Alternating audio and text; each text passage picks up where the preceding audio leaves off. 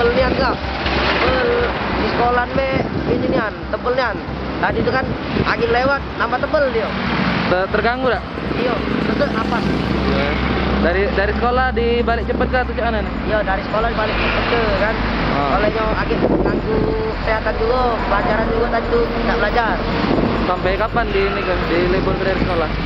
Kalau sekolahnya tergantung kabut, kalau besok kabut tak hati lagi sekolah. Apa harapannya untuk pemerintah kita? Jadi tolong ini gue aku hujan buatan aku.